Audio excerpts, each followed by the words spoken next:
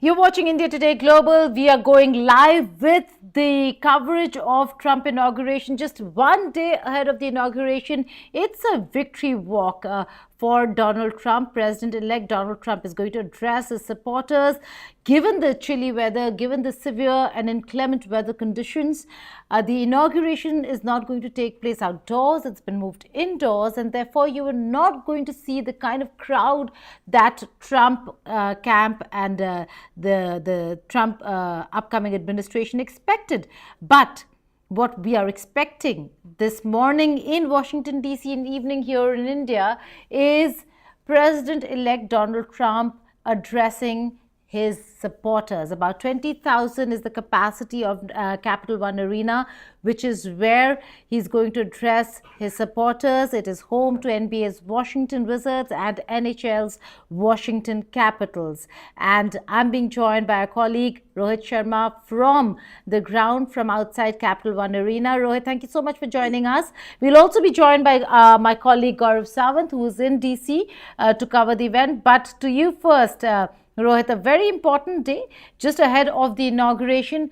I can see people actually lining up right behind you to enter the arena. Absolutely. It's cold, it's chilly. It is T-1. Tomorrow is the day when President Trump will again assume the Oval Office. And it's crazy. You know, I mean, we've talked to a lot of people here, Geeta. A lot of people saying the weather would have not deterred them tomorrow. They are right here in D.C. trying to sort of make sure that they attend this event, that Donald Trump is going to be talking to them one last time as president-elect. He's supposed to be starting his rally at 3, but people are queued up since 7 a.m. this morning. And it's been unbelievable. It has been unbelievable in the sense that the energy, the love, we've seen everything at display. In fact, we've seen a sea of red, people wearing red jackets, red hats, red coats, anything to support Trump. You see Trump t-shirts everywhere. And I think this is the moment that all of these people have been waiting, or since, a lot of people said, since Jan 6, 2021. Okay, so it's about 3 p.m. when Washington, D.C. time, when the victory rally will begin. It's called the Make America Great Again Victory Rally, Rohit. But in terms of expectations, who are expected to attend the rally apart from the supporters? Well, there's supposed to be a slew of speakers who will be speaking and introducing President Trump. But I think his show, primarily, we've also been told that Vice President-elect J.D. Vance will be here. Some of his other close allies. From Washington. I'm sorry. Hello, Geeta? Yes, I can hear you, Rohit. Yeah, I'm sorry. There was some disturbance. So we will probably see a lot of those people join in as well. I'm not sure if they're supposed to be speaking, but both Vice President-elect, his spouse, Usha Vance, apparently will also be here, joined by Donald Trump. And then there's obviously the other so-called performers who would be, trying to entertain the crowd right before he takes up the stage. Okay, we are also given to understand now, these are reports, Rohit, that are coming in. The Village People will perform their 1978 hit YMCA. Is that what's going to happen? Because we've heard this has become their anthem, their song. They've appropriated it, owned it all through campaigning. I know. Who would have thought in the 70s when they recorded that song that song would be such a popular one in 2025, almost 50 years to the day. So yes, they will be performing. It's the same tune where Donald Trump loves to dance with his moves back and forth with his hands. I mean, he's going to be here.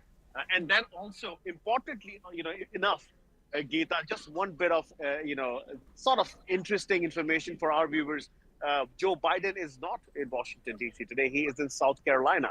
So as the last day of his presidency, he's chosen to leave Washington, D.C. and go to South Carolina. So, yeah, it is Donald Trump's town now. It is Donald Trump's country now. He is the new sheriff in town. Very, very, very well put. The fact that President Biden is not in the city and he is really going to take over the city and the country tomorrow, and he's already done it from today itself. Now, there are a few things that I see are going to happen. One is the inauguration address, the address. Are there also going to be prayers and performances as is expected the next day as well? And also in terms of the list of people who could attend, What I see over here is Tesla CEO Elon Musk, wrestling superstar Hulk Hogan, actor Jon Voight, UFC president Dana White, Puerto Rican star Anuel AA, Turning Point USA founder Charlie Kirk, and conservative podcast star Megyn Kelly. Do you expect these speakers to be there? Absolutely. And the fact that these are all the names, Geeta, who've sort of played a very important key role in electing Donald Trump, the podcasters, the tech bros, Turning Point USA with their ground level movement, all those years, when Donald Trump was out of office, trying to make sure that his message reaches out to everybody, to all his supporters. So yes, these are the people. Megyn Kelly, former Fox News host turned podcaster. She did a lot of work in terms of making sure that Donald Trump and his point is put across America. So all these people, not surprised by any one of them. But again, Geeta, like, to be very honest with you, and a lot of people here, after speaking with them, he is the real star. People are turning up to see the 47th president of the United States. Some of them still believe he was wrong in 2020. And that's why, you'll probably have a lot of people talk about Jan 6, which, again, it's kind of vindication for most of these people. Some people who we've talked are expecting a pardon tomorrow. The first executive order that Trump will sign in the Capitol would be they're expecting pardon for Jan 6 people who were charged after those riots in 2021. So, yes, all these speakers rally. Some are saying there might be some kind of surprise announcement in his speech. We'll have to wait and watch. But people are absolutely eager to hear from their president. Right. President-elect. Right, Rohit. Thank you so much for joining us here on India Today Global. We will try and connect with you a little later during the day because it is going to be very important to understand what day one of Donald Trump is going to look like. But for now, thank you so much. Thank you. That was Rohit Sharma joining us from Washington, D.C. outside Capitol Arena 1. But we're also going to be joined by Gaurav Sawant, my colleague, who is down in Washington, D.C. He's around the same area right now to get a larger and a more broad-based perspective on what this entire relationship between India and the United States of America would look like and could turn out to be. We've seen visuals of massive gathering, massive crowd turnout outside Capital One Arena. So yes, in some time from now, he will be addressing his supporters. It is going to be a very important address. But also, one has to look at what this entire, event really means. It really means that all those supporters who could not really, or who will not be able to see and witness the inauguration ceremony in person, they needed something more than just going to a stadium, an indoor stadium, and view the inauguration from that stadium on big screens. So over here, what we're looking at is Donald Trump honoring the commitment of being with his supporters, being with those who voted him in, and being with those who've actually traveled far and wide to actually be in Washington, D.C. To witness the inauguration and the oath-taking ceremony of President-elect Donald Trump. We are trying to connect with our colleague Gaurav Sawant, who is in Washington, D.C. and will be joining me shortly to discuss and to talk about the rally, the supporters, the people he's really spoken to. It's a lot of stories that have come in with regards to what this really means for the new presidency in the United States of America, but also broad basing it a little and talking about how the US administration is going to really look at India. Now, there are a few areas that could be of concern to India with regards to the kind of position that Donald Trump has taken. That has to do with the announcements that he made of massive deportations, which could impact India and Indians.